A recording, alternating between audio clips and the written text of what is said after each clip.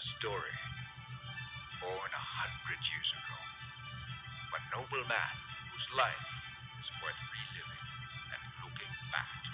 He's the only president with a national strategy. You'd think that Marcos was the bogeyman, etc. But he was actually a very kind person.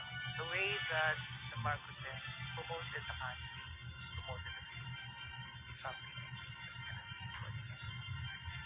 His story speaks of the great Filipino dream of father of a nation in conquest for absolute freedom, true justice, and real democracy for the Filipinos. The great slogan that he followed was he wanted this nation to be great again. He was the one who was actually seeking for an independent foreign policy out of the ambit, out of the actions of the United States. It was President Marcos who declared for the first time what is now known as the Calayan Group of Violence as subject to the sovereignty of the Philippines. The president also wanted a negotiation with the United States about the termination of parity in 1974. Yung ginawa ni President Park Chung-hee sa May Korea ay yung strategy ni President Marcos na ang pinakamataas na level of development ng Philippines over the last 50 years ay nung panahon ni President Marcos, specifically during the earlier years of martial law. His story is a story of wisdom and goodwill, a story of a visionary leader with a strong political will who realized the Filipino potential and propelled the nation to progress.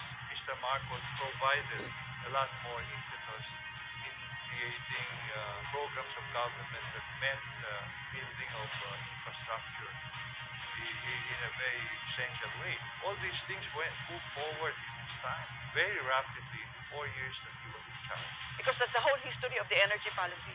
And that energy policy is being followed now. Agriculture, you should, look what Manny Piñol is doing. He's following Masagana 99, di ba? Kay Marcos yun. His story is a story of character.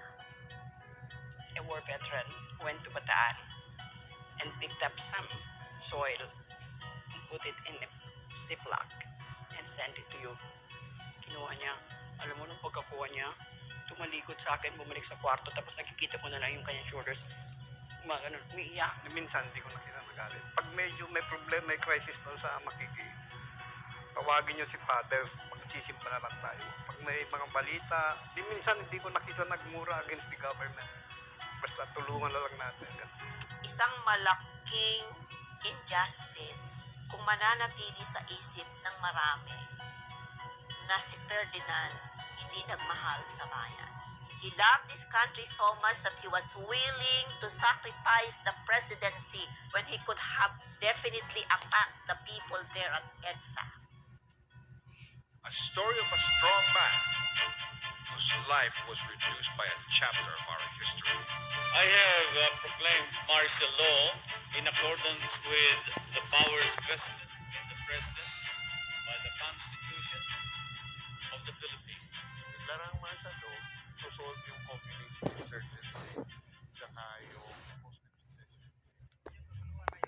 Hindi naman si President Ferdinand Marcos ang nagdala. One dahilan, mga kaguluhan. It was a phase when it was uso ang lumaban sa gobyerno. A story born 100 years ago about life, leadership, and legacy, waiting to be retold. Si Marcos talaga really made a mark in who we are in international politics. But if you compare what he did for our country during the time he was president, no one should ever be sorry that we had Marcos for a president. Kung ikumpara mo yung good points ni Marcos at saka yung good points ng ibang naging presidente natin mula sa kalimpinan yung iba. Since the Marcos administration, I don't know, have you really gotten off the ground? Only history can rightfully judge President Marcos. This is history.